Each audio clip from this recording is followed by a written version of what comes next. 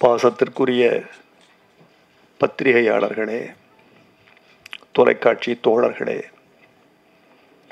ஊடக உறவுகளே, மேடையில் அமர்ந்திருக்கும் என் கலை குடும்பத்து உறவுகளே, உங்கள் அனைவருக்கும் எனது அன்பான வணக்கத்தை தெரிவித்துக் கொள்கிறேன். சில மேடைகளுக்கு அசை போட்டு கொண்டு வருவது உண்டு. சில மேடைகளில் என்ன பேச வேண்டும் என்று முணுமுணுத்து கொண்டு வருவது உண்டு. இன்னும் சில மேடைகளில் எதை பேசக்கூடாது என்று குறிப்பெடுத்து கொண்டு வருவது உண்டு. இன்னும் சில மேடைகளில் மௌனமாக இருப்பது எப்படி என்று பயிற்சி எடுத்து கொண்டு வருவது உண்டு. இந்த மேடைக்கு நான் ஏதுமற்று வந்தேன். இந்த மேடைக்கு எழுதாத வெள்ளைத்தாளாக வந்தேன். போவோம், வாழ்த்துவோம், நன்றி சொல்வோம், வருவோம் என்று கருதி வந்தேன். செல்வக்கண்ணன் என்னை உருக்கிவிட்டார். என் மனசில் கட்டி கட்டியாக கிடந்த துயரம் திரவமாக கசிகிறது. அவர் சொன்னதில் அவர் வாழ்க்கை மட்டுமல்ல, என் வாழ்க்கை, மூத்தவர்கள் வாழ்க்கை, தமிழ் சமுதாயத்தில் பேரன்களுக்கும் பேத்திகளுக்குமான தாத்தா பாட்டியின் வாழ்க்கை கரைந்தோடி வருகிறது.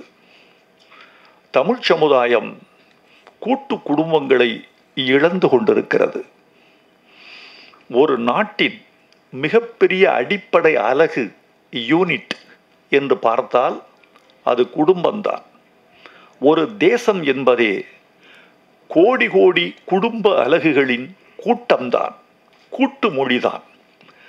அந்த அடிப்படை அலகு என்பது மெல்ல மெல்ல சரிந்தும் திரிந்தும் மாறியும் கொண்டிருக்கிறதோ என்று கவலைப்படுகிற கூட்டத்தில் நானும் ஒருவராக இருக்கிறேன். ஒரு குடும்பத்தில் ஒரு இருமுகிற தாத்தா இருந்தால் அது எவ்வளவு பாதுகாப்பு தெரியுமா? வெற்றிலை இடித்து கொண்டிருக்கிற ஒரு கிழவி இருந்தால் எவ்வளவு நம்பிக்கை தெரியுமா? ஒரு கிழவன் கிழவி இருக்கிற வீட்டுக்குள் தீய சக்திகள் நுழைய முடியாது. தகப்பனுக்கு தெரியாது, தாய்க்கு தெரியாது, கெட்ட எண்ணத்தோடு அசைகிற ஒருவன் வந்து போகிறான் என்று கிழவனுக்கு தெரியும், கிழவிக்கு தெரியும். கிழவர்களும் கிழவிகளும் நம்முடைய குடும்பங்களில் சம்பளம் வாங்காத காவல்காரர்கள். அந்த பாசத்தை அனுபவித்தவனுக்குத்தான் அது தெரியும். அந்த பாசத்தை இந்த செல்வக்கண்ணன் என்ற இளைஞன் தன் உதிரத்தில் ஊற்றி அனுபவித்திருக்கிறான் என்று எனக்கு தெரிகிறது. இல்லை என்றால் இந்த படம் அப்படி வந்திருக்காது. தம்பி சொன்னாரே செல்வக்கண்ணன், கவிஞனுக்கு நான் ஊதியம் கொடுக்கவில்லை, மிக குறைவு என்று. நீ கொடுத்த ஊதியத்தை போல் வேறெவரும் எனக்கு தரவில்லையே தம்பி. நீ கொடுத்த ஊதியம் என்ன தெரியுமா? ஒரு படத்தின் வெற்றி விழாவில் படத்தை இயக்கியவன் சிந்திய கண்ணீரை போல ஒரு ஊதியம் உண்டா? எழுதியவனை அழ வைத்த நெகிழ்வு மாதிரி ஒரு ஊதியம் உண்டா? அதெல்லாம் இருக்கட்டும். கைதட்டலை தங்கக்காசை போல செலவழிக்கிற எங்கள் ஊடக நண்பர்கள்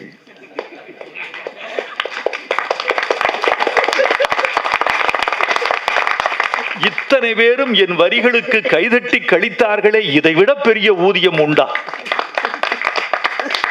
நான் உண்மையில் வந்தது செல்வக்கண்ணனையும் இந்த குழுவையும் வாழ்த்துவதற்கும் உங்களுக்கு நன்றி சொல்லவும் தான். இந்த திரைப்படத்தில் நான் பார்த்தேன், ஊடக நண்பர்களின் நேர்மையை பார்த்தேன். அவர்களுக்கு எந்த விதமான ஆங்கிலத்தில் சொல்ல போனால் ரிசர்வேஷன் கிடையாது. நன்றாக இருந்தால் நன்று, நன்றில்லை என்றால் நன்றில்லை. ஒரு சமன் செய்து சீர்தூக்கும் துலாக்கோல் போல இருந்து நல்லதை வாழ்த்துவோம் அல்லதை தள்ளுவோம் என்று முடிவெடுத்த ஊடகத்துறை நண்பர்களுக்கு நான் நேர்மையான நன்றி தெரிவிப்பதற்கு ஆசைப்படுகிறேன். நான் எதிர்பார்க்கல. நான் தமிழாற்றுப்படை அடுத்து எழுதி கொண்டிருந்த பொழுது எனக்கு ஒரு தொலைபேசி வந்தது. ஒரு பத்திரிகை நண்பர் அவர் பேசுகிறார், ஐயா, இடைவேளை வரைக்கும் பார்த்திருக்கிறேன், நான் நெகிழ்ந்து போயிருக்கிறேன், என் மனசு கனத்திருக்கிறது, இடைவேளைக்கு பிறகு முழு படமும் பார்த்துவிட்டு மீண்டும் அழைக்கிறேன். இப்படி ஒரு தொலைபேசி. அப்போ எவ்வளவு துடிப்பு இருக்கு அவர்களுக்கு. அந்த துடிப்பு தான். தம்பி செல்வக்கண்ணன், உங்கள் மொத்த குழுவுக்கும் என்னுடைய பாராட்டுக்கள். மொத்த குழுவுக்கும். இந்த படத்தில் இளங்கோ என்று ஒரு நடிகர் கிடைத்திருக்கிறார், அஞ்சலி என்று ஒரு நடிகை கிடைத்திருக்கிறார். நம்ம இசையமைப்பாளர் பேர் என்ன? பிராங்க்லின் என்று ஒரு இசையமைப்பாளர் கிடைத்திருக்கிறார். இதெல்லாம் இருக்கட்டும். நெடுநல்வாடை என்ற படத்தின் மூலமாக 50 தயாரிப்பாளர்கள் கிடைத்திருக்கிறார்கள். அதுதான் இன்னைக்கு பஞ்சம். தயாரிப்பாளர்கள் தான் பஞ்சம். இந்த 50 பேரும் ஒரு 25 பேராவது இன்னொரு படம் எடுக்கலாம் நம்பிக்கையோடு என்று வந்தால் 25 இளைய சக்திகளுக்கு தமிழ்நாட்டில் வாய்ப்பு கிடைக்கும். அந்த செல்வக்கண்ணன் சென்னைக்கு வந்த பொழுது என்னென்ன கனவுகளோடு வந்தார் என்று எனக்கு தெரியாது. ஆனால் தன் கனவுகளை தொடர்ந்து நனவாக்க வேண்டும் என்று அந்த இளைஞர் செய்திருக்கிற முயற்சி, சிராய்ப்புகள், காயங்கள், அவமானங்கள், தவிப்புகள், ஏமாற்றங்கள், இந்த சென்னையை விட்டு ஓடி போய் விடலாமா என்ற தவிப்பு, இல்லை வெற்றி பெற்றே தீர வேண்டும் என்ற துடிப்பு, இந்த இரண்டுக்கு மத்தியிலுமான ஊசலாட்டம், இவைகளுக்கெல்லாம் பிறகுதான் நெடுநல் வாடை என்று ஒரு படத்தை அவர் எடுத்திருக்கிறார். தம்பி, உங்களுக்கு நான் தமிழ் இலக்கியத்தின் சார்பில் உங்களுக்கு நான் நன்றி சொல்கிறேன். ஏன்னா இப்படி ஒரு தலைப்பு தமிழ்நாட்டில் தமிழில் பெயர் வைத்தால், தமிழ் படத்தில் பெயர் வைத்தால் வரி விலக்கு என்று ஒரு சட்டத்தையே போட்டு கலைஞர் தமிழ் வளர்த்தார். ஒரு சட்டமே போட்டார். நான் பண்றேன் சில படம், நானும் அவர் உட்கார்ந்து பேசி கொண்டிருப்போம். சில பேர் கேட்ப, இந்த படத்துக்கு வரி விலக்கு கேட்கிறார்கள், இது தமிழ் இல்லையே, வடமொழி ஆயிற்றே என்று சில பேர் கேட்ட பொழுது அவர் என்னை பார்ப்பார், நான் அவரையே பார்ப்பேன். சரி சரி, வடமொழி தமிழில் கலந்து விட்டது, தமிழாக ஆக்கி கொண்டு வரிவிலக்கு கொடுத்து விடுங்கள். அது ஒரு பெருமனசு. அப்படிதான் சொல்லியிருக்காரு. நெடுநல் வாடை என்பது 2000 ஆண்டுகளுக்கு முன்னால் அந்த புலவன் எழுதி தன் 10 பாட்டில் ஒரு பாட்டுக்கு தலைப்பு வைத்த பொழுது செல்வக்கண்ணன் என்ற ஒரு இளைஞன் 21ஆம் நூற்றாண்டில் படம் எடுத்து இதை தலைப்பாக வைப்பான் என்று கருதியிருப்பானா? முருகு பொருளாறு 12 முல்லை பெருகு வடமுதுரை காஞ்சி மறுவினிய கோல நெடுநல் வாடை கோல் குறிஞ்சி பட்டின பாலை கடாத்தொடும் 10 என்று எழுதப்பட்ட இந்த வெண்பாவில் நெடுநல் வாடையை சேர்த்த பொழுது இது ஒரு கலைப்படத்திற்கு தலைப்பாகும் என்று அந்த புலவனும் கருதி இருக்க மாட்டான். இதுதான் தமிழ். 2000 ஆண்டுகளுக்கு முன்பு உச்சரிக்கப்பட்ட ஒரு தமிழ் 2000 ஆண்டுகளுக்கு பிறகு தொடர்ச்சியாக டிஜிட்டல் யுகத்தில் புழங்குகிறதே, இதுதான் தமிழ். இந்த உணர்வோடு தலைப்பு வைக்க வேண்டும் என்று இளைய இயக்குனர்களை நான் கேட்டுக்கொள்கிறேன். கொட்டி கிடக்கின்றன தமிழில் சொற்கள், கொட்டி கிடக்கின்றன பொருள்கள், தமிழின் வேர் சொற்கள் அவ்வளவு இருக்கு. பெரியார் சொன்னார் நான் ஏன் மற்ற மொழிகளை, தமிழ் மேல எனக்கு பெருசா பற்றெல்லாம் கிடையாது. பெரியார் சொன்னார், தமிழ் மீது எனக்கு பெரிய பற்றெல்லாம் கிடையாது, அதுவும் ஒரு மொழி, அதுவும் ஒரு கருவி, அவ்வளவுதான். இது கடவுள், இது கன்னித்தன்மையானது, இது அகஸ்தியன் பேசியது, சிவபெருமான் உடுக்கை எடுத்து பிறந்தது, இது சைவம் வைணவம் பேசியது, தேவாரம் திருவாசகம் இருக்கு, இதற்காகவெல்லாம் நான் தமிழை பெரிது என்று ஒப்புக்கொள்ள மாட்டேன். நான் ஏன் கருதுகிறேன் என்றால், ஞான பொருள்கள் குவிவதற்கான சொற்களையும் வெளியையும் தமிழ் தனக்குள் கொண்டிருக்கிறது என்பதனால் தமிழ் மொழியை இழந்தால் நான் நஷ்டப்பட்டு போவேன் என்பதனால் தமிழ் மொழியை நான் ஆதரிக்கிறேன். இப்படி சொன்னார். இவ்வளவு நீண்ட பரந்த விரிந்த வேர்ச்சொற்கள் கொண்ட தமிழிலிருந்து ஆயிரம் தலைப்புகளை தமிழ் இளைஞர்கள் தேடலாம். தேடி பாருங்க, கிடைக்கும். தலைப்பு வேண்டுமென்றால் என்னை போன்றவர்களை நீங்கள் அணுகலாம். நூற்றுக்கணக்கில் தலைப்பு தருவதற்கு, தமிழ் தலைப்பு தருவதற்கு காத்திருக்கிறோம். ஒரு தமிழ் பருவதற்கு அதாங்க ஒரு தலைப்பு நீங்க வச்சிட்டீங்கன்னு வச்சுக்க. ஒரு தலைப்பு தொலைக்காட்சியில தலைப்பு தமிழ் வருது, சோரொட்டியில தமிழ் வருது, பத்திரிகையில் தமிழ் உச்சரிக்கப்படுகிறது. நெடுநல்வாடை பார்த்தாச்சா என்று ஒரு தேநீர் கடையில் 2 தொழிலாளிகள் பேசுகிறார். கல்லூரி மாணவனும் மாணவியும் ஆங்கிலத்திலேயே வாழ்க்கையை தொலைத்து விட்ட 2 பேர். Do you want to see Nedunalvadai?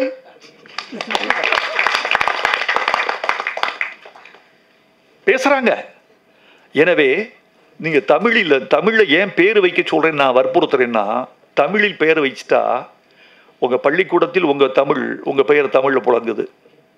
வங்கி கணக்குல, கடவுச்சீட்டுல, வாக்காளர் அட்டையில, அழைத்தலில் உங்க பேர் சொல்லிதான் கூப்பிடணும். 2 பேர் பேசுகிற பொழுது உங்கள் பெயர் தமிழில் இருந்தால் தமிழ் புழங்கப்படுகிறது. இப்படித்தான் இருக்கு. சோ தினந்தோறும் தமிழ் புழங்க வேண்டும் என்றால் தமிழர்களின் பெயர்கள் தமிழில் துலங்க வேண்டும். நெடுநல்வாடைக்கு அப்படி ஒரு பெரிய ஒரு தொண்டு செஞ்சிருக்கீங்க நீங்க, நெடுநல்வாடைக்கு பேர் வச்சு. உன்னை நான் பாராட்டுகிறேன். அப்புறம் நுட்பமான செய்திகளின் வாழ்வியல் அசைவுகளை நெடுநல்வாடையில் நீங்க பார்க்கலாம். ஒரு இடம் தம்பி, நான் ரொம்ப நெகிழ்ந்து போன இடம் நெடுநல்வாடையில. அந்த மகள் கோவிச்சுட்டு குழந்தைகளோட திரும்பி வருவா. ஒரு தடவை தான் படம் பார்த்தேன். அந்த அதிர்வுகள் இருக்கு தம்பி, அது ரொம்ப அபூர்வம். திருப்பி வீட்டுக்கு வர்றவ குழந்தைகளை வச்சுக்கிட்டு கிணத்தை எட்டி பார்ப்பா.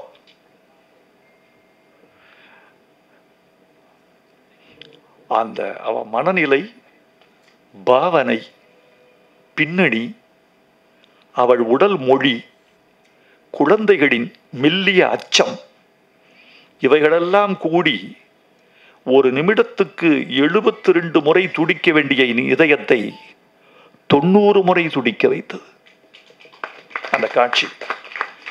ஒருவேளை இவ தற்கொலை செய்து கொள்வாளோ, குழந்தைகளை முதலில் எறிவாளோ, தான் பிறகு குதிப்பாளோ, ஐயோ பாவி மகளே, நீ தற்கொலை செய்து கொள்ளக்கூடாது என்று மனசு துடித்தது. அந்த மாதிரி தற்கொலைகள் தான் கிராமத்தில் அதிகம். ஒரு உயிரின் விலை என்பது கிராமத்து வாழ்க்கையில் தான் மலிவு. வறுமை, அவமானம், துன்பம், இந்த 3ம் தான் பெண்களின் எதிரிகள்.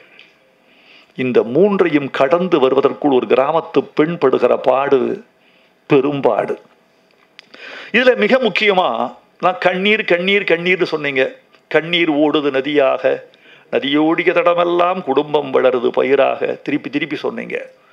ஒரு கலையின் உன்னதமான விளைவு ஒரு சொட்டு கண்ணீர் வரவழைப்பதுதான். உறவுகளின் உன்னதமும் அதுதான். நல்ல கலை, நல்ல வாழ்வு, நல்ல காவியம் எல்லாம் தியாகத்தில் முடிவதுதான். தியாகத்தில் முடிகிறது தான் இன்றைக்கு வரைக்கும் நிலைத்து நிற்கிறது.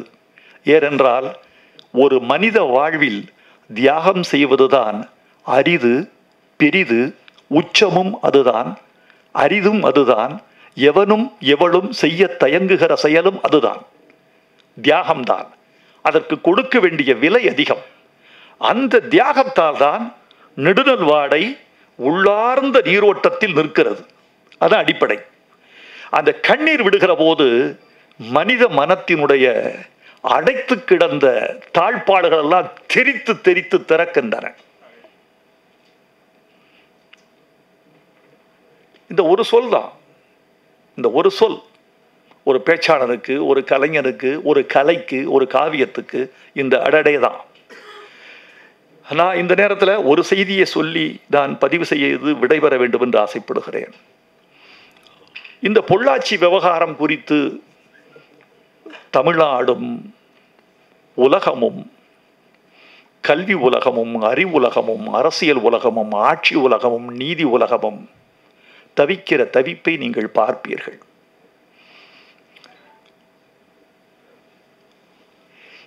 இது குறித்து நான் பெரிதும் கவலை உறுகிறேன். அடிக்கடி அது குறித்த சிந்தனை வந்து வந்து போகிறது. ஒரு பெண்ணின் கதறல் அரை தூக்கத்தை கெடுக்கிறது. இவள் ஒருத்தி மட்டும்தானா? இந்த குரல் மட்டும்தானே கேட்கப்பட்டிருக்கிறது? கேளாத குரல்கள் எத்தனை? பொள்ளாச்சி மட்டும்தான் தமிழ்நாட்டின் ஊரா? வெவ்வேறு பெயர்களில், வெவ்வேறு புனைவுகளில், வெவ்வேறு ஊர்களில் இது நிகழாது இருக்குமா? நாம் தெரியாதிருந்தால் நிகழவில்லை என்று பொருளா? இதற்கு என்ன அடிப்படை காரணம்? பெண்ணை சரியாக வளர்க்கவில்லை, ஆணை சரியாக வளர்க்கவில்லை, சமூகம் சரியில்லை, காவல்துறை சரியில்லை என்பதெல்லாம் மேற்போக்கான காரணங்கள். அடிப்படை காரணம் என்று ஒன்று உண்டு. மனிதன் இயல்பாகவே மிருகத்தின் குழந்தை.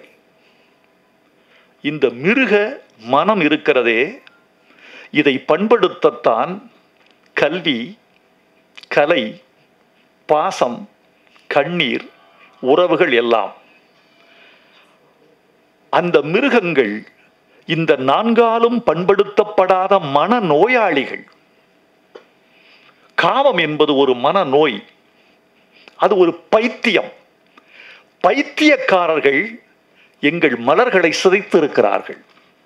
பைத்தியம்தான். எது தெரியுமா பைத்தியம்? மனிதன் ஒவ்வொரு முறையும் பைத்தியமாகிறான்.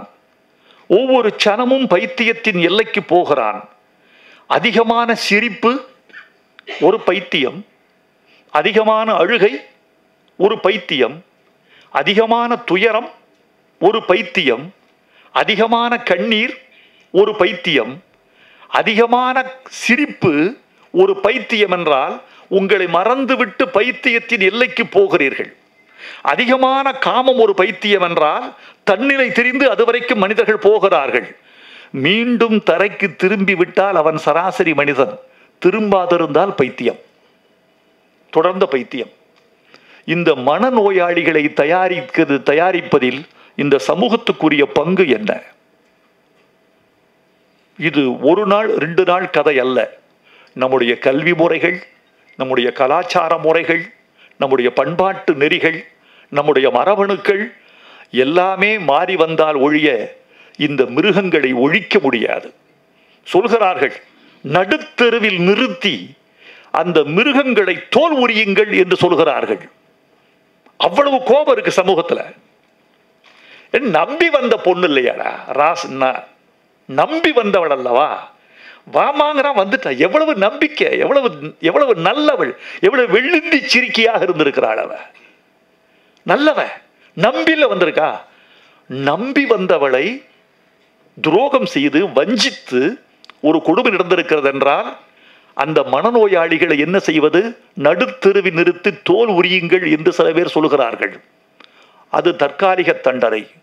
நிரந்தர தண்டனை அவர்களின் மனங்களில் உள்ள மிருகத்தோலை உரிக்க வேண்டும். அதுதான் நம்ம கலை செய்யுது, உன் படம் செய்யுது, என் தமிழ் செய்யுது, நம்ம இசை செய்யுது, நம்ம நடனம் செய்யுது, நம்ம கதைகள் காவியங்கள் செய்கின்றன. இதைத்தான் இந்த சமூகத்துக்கான செய்தியாக நான் சொல்ல விழைகிறேன். சமூகத்தின் மனிதர்களுக்குள் இருக்கும் மிருகத்தோலை உரிப்பதற்கு ஒவ்வொரு கலைஞனுக்கும் கலைக்கும் பங்கு, பொறுப்பு இருக்கிறது என்று நான் நம்புகிறேன். அதைத்தான் செய்ய வேண்டும். அந்த செயலில் ஒரு பகுதியை நெடுநல் வாடை செய்திருக்கிறது. ஈரத்தை காட்டுகிறது, தியாகத்தை சுட்டுகிறது, ஒரு கண்ணீரை சொட்ட வைத்து அவனை மனித நிலைக்கு, மனித தரைக்கு இழுத்து வந்திருக்கிறது. இதெல்லாம் செய்கிற போதுதான் மனித வாழ்க்கையில் இன்னும் பற்று வருகிறது, பிடிப்பு வருகிறது, ஈரம் வருகிறது. அந்த ஈரத்தை நெடுநல் வாடை தந்திருக்கிறது. நான் இதில் பணியாற்றிய ஒவ்வொருவரையும் பாராட்ட விழைகிறேன். ஒன்று சொல்லட்டுமா? இந்த படம் சிறந்த படம் என்று எனக்கு தெரியும். இந்த படம் வணிக ரீதியாக வெற்றி பெறுமா என்ற சந்தேகம் எனக்கு இருந்தது. இன்றைக்கு நல்ல படம் ஒன்று வணிக ரீதியாகவும் போதிய வெற்றியை தொட்டிருக்கிறது என்று சொன்னால் என் ஊடக சகோதரர்களே, உங்களால் வந்த வெற்றி, அடையாளம் காட்டின வெற்றி. நான் ஊடகங்களின் குழந்தை, ஊடகங்களில் நான் இல்லை. என்னை பொறுத்தவரை என்னுடைய எழுத்து, இப்போ சொன்னீங்களே கருவாச்சி காவியம், கள்ளிக்காட்டு இதிகாசம், தண்ணீர் தேசம், 3 சொன்னீங்களே தம்பி, 3மே ஆனந்த விடநிலையில் நான் இல்லை. நான் ஒரு நிமிஷத்தை எல்லாம் பொண்ணுக்கு விற்கிற ஒரு வேலை செய்கிற நான் எப்படி தொடர்ச்சியாக நாவல் எழுத முடியும்? நான் கி ராஜநாராயணன் மாதிரியோ, ஜெயகாந்தன் மாதிரியோ, புதுமைப்பித்தர் மாதிரியோ, தி ஜானகிராமன் மாதிரியோ முழு நேரமாக நாவலாசிரியனோ சிறுகதை ஆசிரியனோ அல்லன். நான் அடிப்படையில் ஒரு கவிஞன். பாட்டு எழுதுவதில் சுகம் காண்கிறவன், பாட்டு எழுதுகிறதில் லாபம் காண்கிறவன், பாட்டு எழுதுவதில் நேரத்தை மிச்சப்படுத்துகிறவன். வசனம் எழுதுவதற்கு வந்த வாய்ப்புகளை எல்லாம் தட்டிவிட்டேன். காரணம், பாட்டுக்கு எனக்கு 1 மணி நேரம் போதும், வசனத்துக்கு 3 மாசம் உங்க கூடவே நான் சுத்தணும். லொக்கேஷன்ல இருந்து ஓடி வந்து இன்னொரு திருத்தம் கேட்டுட்டு இருப்பீங்க. நான் என் பொழப்பு போயிடும். அதனால வசனம் வேணான்னு நினைக்கிறேன். அப்படிப்பட்ட என்னை தொடர்ச்சியாக எழுத வைத்தது பத்திரிகைகள். இந்த வாரம் 40 வாரம் பிளான் பண்ண, 1 வாரம் கூட வந்து தவிர்க்க கூடாது. கண்டிப்பா ரசிகர் எதிர்பார்ப்பான், கண்டிப்பா பத்திரிகை நிறுவனம் எதிர்பார்க்கும். நான் எழுதாமல் இருக்க முடியாது. எழுத முடியாத சூழலில் இருந்த என்னை கட்டாயம் எழுது என்று பணித்தவை பத்திரிகைகள். பத்திரிகை இல்லை என்றால் இந்த நாவல்கள் இல்லை. குமுதம் இல்லை என்றால் பெய்யன பெய்யும் மழை இல்லை, இது சிறுகதைகள் இல்லை. குங்குமம் இல்லை என்றால் இதுவரை நான் இல்லை. நம்ம பாக்கியா இல்லை என்றால் இந்த குளத்தில் கல்லறிந்தவர்கள் இல்லை. ராணி இல்லை என்றால் காவி நிறத்தில் ஒரு காதல் இல்லை. இதெல்லாம் அந்த பத்திரிகைகள் நமக்கு கமிட்மெண்ட். எனக்கு நிஜமா சொல்ல போனா, இந்த காகிதம் என்ற இந்த ஊடகம் வெகு விரைவில் அழிந்து போகும் என்ற ஒரு விஞ்ஞான மிரட்டல் இருப்பதை பார்த்து நான் அஞ்சினேன். நீங்க பிளாக்கெல்லாம் போட்டுலாம் பெரிய படைப்பாளருக்கு சரியா வராது, இந்த மீடியா மாதிரி வராது. எனக்கு காகிதம் அழியக்கூடாது என்று தவம் இருக்கிறவர்களில் நானும் ஒருவன். இந்த சுகமே தனி. எனவே நாளைக்கு மின் ஊடகங்கள் மாறினாலும் கூட காகிதம் என்ற கடைசி ஊடகத்தை இழந்துவிட நான் தயாராக இல்லை. என் தலைமுறை வரைக்குமாக இந்த காகிதத்தை நான் இழந்துவிடக் கூடாது என்று நான் விரும்புகிறேன். இதில் செல்வக்கண்ணன் கருவாத்தேவராக நடித்த பூ ராமுவுக்கு நிச்சயமாக மாநில விருதாவது கிடைக்க வேண்டும் என்று நான் வாழ்த்துகிறேன். இளங்கோ, எனக்கு தெரியாது தம்பி, உங்களை நான் வாழ்த்தி இருக்கிறேன் என்று எனக்கு தெரியாது. என் வாழ்த்துக்களால் ஒன்றும் நீங்கள் நடிகராகவில்லை. நான் வாழ்த்தியவர்களில் ஒருவன் நடிகராகிவிட்டான். உங்களுக்கு அந்த திறமை இருந்திருக்கிறது. அமுதாவாக வந்த அஞ்சலி, நான் ரொம்ப actually I astonished madam, actually I astonished your acting. ரொம்ப ஆச்சரியம். ஒரு மொழி தெரியாது. இந்த மொழி வந்து இந்த பெண் வந்து ஒரு மலையாளியாக பிறந்து வடநாட்டில் வளர்ந்த பெண் என்று செல்வக்கண்ணன் சொல்லுகிறார். திருநெல்வேலியில் இருந்த ஒரு பக்கா வெள்ளிந்தி தமிழச்சி எப்படி இருப்பாளோ அப்படி இருந்து அந்த பொண்ணு. அதுக்கு காரணம் செல்வக்கண்ணன். அந்த பெண்ணை நீங்கள் நிறம் மாற்றி இருக்கிறீர்கள். நிறம் மாற்றி அந்த பெண்ணுக்கு ஒரு கலை ஊட்டி, வசனத்தை சொல்லி கொடுத்து, அந்த பாவத்தை சொல்லி கொடுத்து, அந்த துள்ளல் இருக்குல்ல, அந்த துள்ளல் அந்த கேரக்டர்.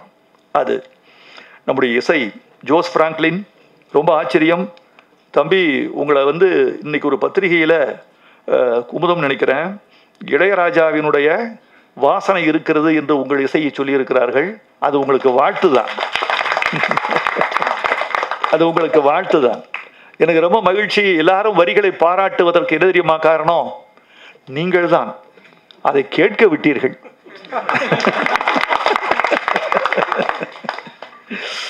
ஒளிப்பதிவு வினோத் ரத்னசாமி கண்ணில் ஒத்திக்கலாம். இவர் சொன்னாரே, நான் திருநெல்வேலியிலே வாழ்ந்தேன்னு சொன்னாரே, அந்த கரும்பு காடு, அந்த கிணறு, அந்த மலை, அந்த புழுதி. என்ன தெரியுமா, நான் ரொம்ப பேசுறேனோ, உங்களை பார்க்கும்போது ஆசையா இருக்கு. நல்ல ஒளிப்பதிவுங்கிறது என்ன தெரியுமா மாறி போச்சு இப்போ? அழுக்கில் அழகியல் காட்டுபவன் நல்ல ஒளிப்பதிவாளன். நடிகன் யார் தெரியுமா? நடிக்காதவன், பாத்திரமாக இருப்பவன். நடித்தல் அல்ல, இருத்தல். அதான் நல்ல நடிப்பு. நல்ல இசையமைப்பாளன் யார் தெரியுமா?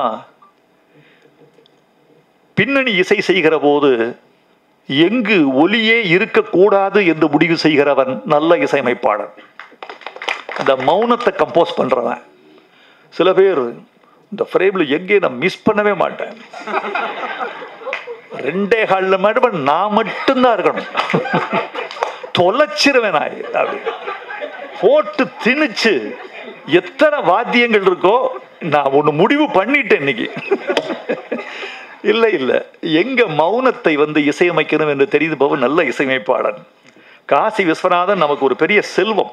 காசி, ரொம்ப மகிழ்ச்சி. உங்க தென்மேற்கு பருவக்காற்றுல இருந்து நான் உங்களை பார்த்துட்டு இருக்கேன், அதுக்கு முன்னாடி பார்த்துட்டு இருக்கேன். நீங்க தமிழ்நாட்டுக்கு கிடைச்ச ஒரு முக்கியமான ஒரு கலை செல்வம். வாழ்த்துக்கள். எஸ்கேப் ஆர்டிஸ்ட் மதன் அவருக்கு நன்றி சொல்லணும். இன்னைக்கு ஒரு படத்தை வெளியிடுவது எவ்வளவு சிரமம் தெரியுமா? இன்னைக்கு ஒரு செய்தி பார்த்தீங்களா? பிரசவம் தான் ரொம்ப கஷ்டங்கிறதுக்கு ஒரு எடுத்துக்காட்டு நீங்க பார்த்தீங்களா? தலை துண்டிக்கப்பட்டு உடல் மட்டும் தாயின் வயிற்றுக்குள் இருக்கிறது, பிரிந்து போன தலை மட்டும் பிரசவத்தில் வெளிவந்திருக்கிறது. பார்த்துட்டு என்னால் நினைச்சே பார்க்க முடியல. ஒரு பெண் குழந்தையை பிரசவம் செய்வதும், அது முழு உடலோடு வெளியே பிரசவம் செய்வதும், ஒரு படத்தின் எல்லா ரீல்களையும் இந்த பிரசவம் செய்வது ஒண்ணுதான். இன்னைக்கு அவ்வளவு இதா இருக்கு. இன்னைக்கு படம் எடுப்பதற்கு 50 பேர், படத்தை வெளியிடுவதற்கு 500 பேர், படம் பார்ப்பதற்கு ஒரு 5 லட்சம் பேர். இதான் சினிமா. அவ்வளவு சுலபம் அல்ல. ஒரு கலைஞன் இன்னைக்கு ஒரு 10 தடைகளை தாண்டாமல் ஒரு படம் திரைக்கு வருவதில்லை. எனவே ஒரு படம் திரைக்கு வந்துவிட்டது என்றாலே எல்லாமே தெரியும், எல்லா துன்பங்களுமே தெரியும், சொல்லவே வேண்டியதில்லை. இத்தனை துன்பங்களை தாண்டித்தான் ஒரு படம் வெளிவருகிறது. ஒரு படம் தோற்று போகிற போது நான் வருத்தப்படுகிறேன். அது யார் படமோ, எவர் படமோ, ஒரு படம் தோற்று போகிற போது, அட பாவிகளே, 2 ஆண்டுகள் உழைத்திருப்பீர்களே, எவ்வளவு பொருள், எவ்வளவு வியர்வை, எவ்வளவு மன அழுத்தம். இந்த லொகேஷன்ல இவங்க படுகிற பாடு இருக்கு பாருங்க. ரொம்ப பெரிய துன்பம் கோஆர்டினேஷன் தான், ஒருங்கிணைத்தல். அந்த ஒருங்கிணைப்புக்குள்ள இவங்க படுகிற பாடு. அதனால தான் சொல்லுவேன், எதிரியா கூட இரு, உன் உழைப்புக்கு ஊதியம் கிடைக்க வேண்டும் தம்பி என்று நான் அவர்களை வாழ்த்துவேன். ஒரு படமும் வெற்றி பெறணும். இன்னைக்கு நெடுநல் வாடையின் வெற்றி எனக்கு ரொம்ப மகிழ்ச்சியை தருகிறது. தயாரிப்பாளர்கள் அந்த 50 பேர் நண்பர்களுக்கு என்னுடைய வாழ்த்துக்களை நான் தெரிவித்துக் கொள்கிறேன். இந்த நேரத்தில் நான் என்ன சொல்ல விரும்புவது, தமிழ் திரைப்பட பாட்டு கொஞ்சம் தொய்வடைந்திருப்பதாக நான் கருதுகிறேன். இந்த நேரத்தில் என் செய்தியை சொல்லி விடைபெறுகிறேன். தமிழ் திரைப்பட பாட்டு சற்றே தொய்வடைந்திருக்கிறது. பாடத்தில் பாடல்களின் எண்ணிக்கையும் குறைந்து கொண்டிருக்கிறது. படத்தின் நீளம் 2ஆம் உலகப் போரின் போது இருந்த நீளத்தை விட குறைந்து விட்டது. 2 மணி நேரத்தில் முழு கதையும் சொல்லி 6 பாடல்கள் போட இடமில்லை. 2 மணி நேரம் 10 நிமிடம் என்பது ஒரு படத்தின் அதிகபட்ச நீளமாகிவிட்டது. அதிகபட்ச நீளத்தில் அந்த 2 மணி நேரம் 10 நிமிடமும் தொலைபேசியை தொடாமல் இருப்பவன் பெரிய தவஞானி. இந்த தொலைபேசியை தாண்டி படத்தை அவன் கவனத்துக்குள் செலுத்த வேண்டியிருக்கிறது. அவன் மூளையை தொலைபேசியிலிருந்து பீத்து எடுப்பவன் பெரிய இயக்குடன். அவ்வளவு பெரிய விஷயம் இருக்கு. இதுக்கு மத்தியில் பாடல்களின் எண்ணிக்கை குறைஞ்சு போச்சு. என் நண்பர் வாலி சொல்லுவார், என்னையா நம்ம பொழப்பே கெட்டுரும் போல் இருக்கு, என்ன சொல்றீங்க?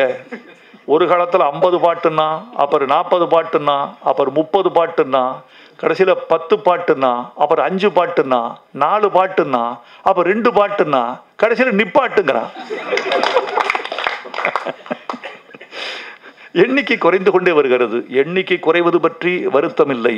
ஆனால் எண்ணங்கள் குறையாத பாட்டு வேண்டுமே என்பதுதான் எங்களை போன்றவர்களின் தமிழர்களின் ஆசை. தமிழர்களுக்கு இந்த திரைப்பட பாட்டு என்ன தெரியுமா செய்யுது? கவிதையின் வேலையை மாறுவேஷம் போட்டு செய்கிறது திரைப்பட பாட்டு. ஆப்பிளை என்ன சொல்வார்கள்? ஆப்பிளுக்கும் வாழைப்பழத்துக்கும் ஒரு சின்ன உறவு இருப்பதாக சொல்லுவார்கள். இந்த வாழைப்பழம் இருக்கிறதே, அது ஏழைகளின் ஆப்பிள் என்பார்கள். ஒரு ஆப்பிள் 35 ரூபான்னு வைங்க. இன்னைக்கு ஒரு வாழைப்பழம் 35 ரூபா. 35 ரூபா தானே?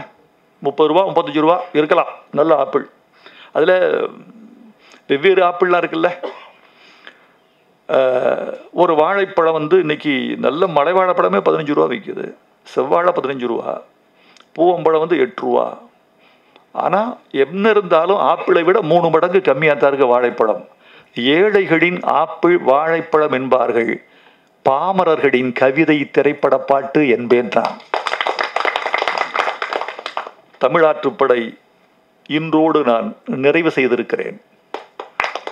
23 ஆளுமைகள்: தொல்காப்பியர், கபிலர், ஔவையார், இளங்கோ, கம்பர், திருவள்ளுவர், ஆண்டாள், அப்பர், திருமூலர், வள்ளலார், பாரதியார், பாரதிதாசன், கலைஞர், கண்ணதாசன், ஜெயகாந்தன், அப்துல் ரஹ்மான்.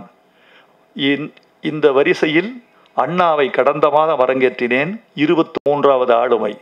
24வது ஆளுமையாக திருச்சியில் மே மாதம் 5ஆம் தேதி அரங்கேற்றுகிறேன். பெரியார். அதோடு தமிழாற்றுப்படையின் ஒரு பெரும்பணி தற்காலிகமாக நிறைவடைகிறது. நூலாக வெளிவருகிறது ஜூலை 12. இனி முழுக்க நான் உங்களுக்கு